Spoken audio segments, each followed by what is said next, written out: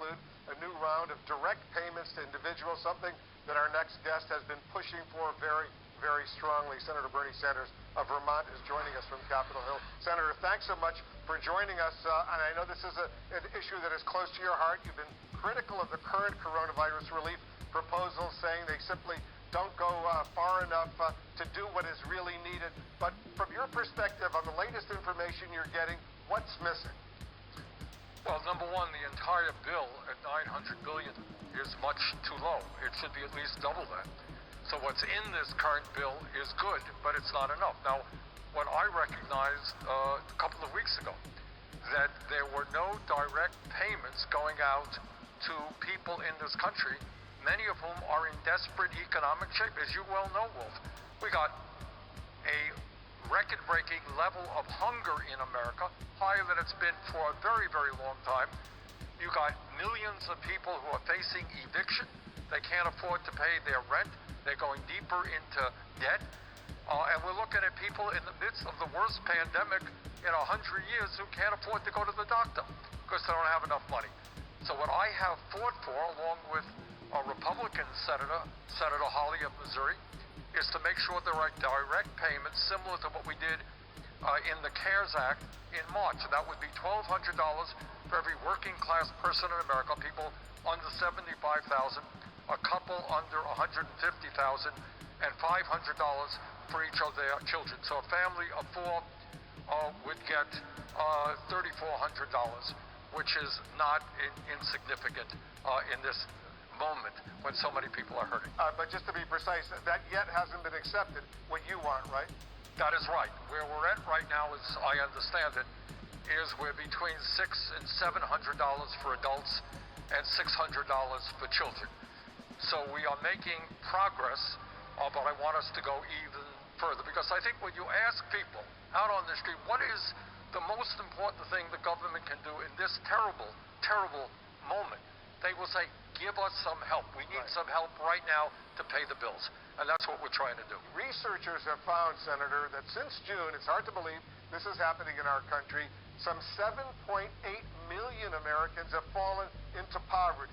Now, these are people who had jobs, were making a living, they were paying the rent, buying food, doing what they needed to do, but now they are in poverty right now, and it's hard to believe this is going on, and what's so frustrating to me and so many others, why is it taking so long to help these millions of Americans? Well, I don't want to become overly political here, but it is clear to me that we have a Republican majority here in the Senate who has refused to entertain, and still refuses to entertain, the kind of funding that is needed to provide nutrition, to help people who are being evicted, to make sure that people in this crisis, can you believe it, in the midst of this terrible pandemic, everyone's afraid of getting the virus, and you got 90 million people who are unable to go to the doctor when they get sick. So many of us had fought for adequate funding, and we've met very stiff resistance from Mitch McConnell and the Republican leadership. But, what we got now is not enough, but it is something. And I'm just simply happy to say that as we enter the holiday season, when so many people are worried about how they're going to pay their bills, whether they're going to get evicted, whether they're going to feed their kids, at least, among other things, there'll be $600 per adult and $600 per child as well. That's a start. I want to do better. So, obviously, even though you want more, you'll vote in favor of this compromise, whatever emerges. Is that right? I want to read the bill. It's a long, long bill. But I'm feeling good that we have made some progress, at least. A week ago, as you know, nobody was talking about direct payments. We got something in the bill, and I want to thank my progressive friends in the House for their good work on this. We're making some progress. Because, as I often say, and I've said it to the Speaker, Nancy Pelosi, and others, when you're dealing with a crisis like this, you can't let the perfect be the enemy of the good, because so many millions of people out there are suffering. You might not get everything, Senator, but you're going to get a bunch that will make life better for these people, right? Well, one of the other things that we're going to get is extended unemployment benefits.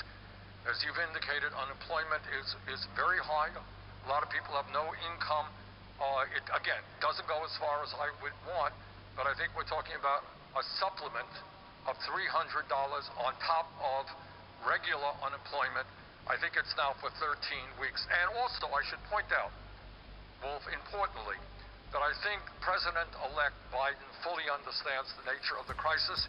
As soon as his administration is in office, I think we can expect to see a significant step forward in addressing a lot of what was not dealt with in this bill. So this is, in a sense, a down payment. This is not the end of the discussion. The American people, working families, are hurting. We have got to respond. We're doing something now. We'll do more when Biden takes office. When do you expect this vote to happen? It's got to happen within the next few days, but do you have a timeline? I don't think anybody really knows that right now. But you're going to stay in D.C. until this is done. You're not going back to Vermont. I am not, and I don't think anybody can or should. We cannot go back to our families when so many families in this country are hurting right now. We've got to get this done. I know we got to run, but let me ask you one final question while I have you, Senator. The President-elect Joe Biden has nominated your fellow former presidential candidate, Pete Buttigieg. He was a moderate Democrat, to serve as the new transportation secretary. You've called for more progressive voices to have leadership roles in the incoming Biden administration. Do you think the president-elect is doing enough right now to amplify progressive voices and policies? As I've said many times, I don't. The progressive movement in this country, and remember, I was the runner-up to Biden, and we got a few votes. Elizabeth Warren got a few votes. A number of progressives won seats to Congress. And those voices of millions and millions of people deserve representation in the Biden cabinet. And if you're asking me, have I seen that at this point? I haven't. I've seen some really good, very bright, very competent people, and I know many of them. They're good people, good selections. But if you're asking me, have we seen the kind of progressive appointments, nominations that I would like to see, the answer is not yet. It was precisely what I was asking you, and you gave me a straight answer. Senator Sanders, as usual, thank you so much for joining us. Good luck with this legislation.